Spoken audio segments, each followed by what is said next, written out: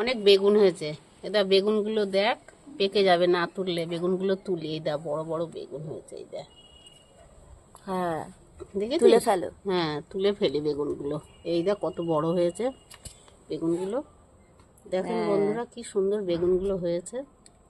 তোলো। এই বেগুন খয়রা মাছ দিয়ে ঝোল করলে হেভি লাগবে খেতে।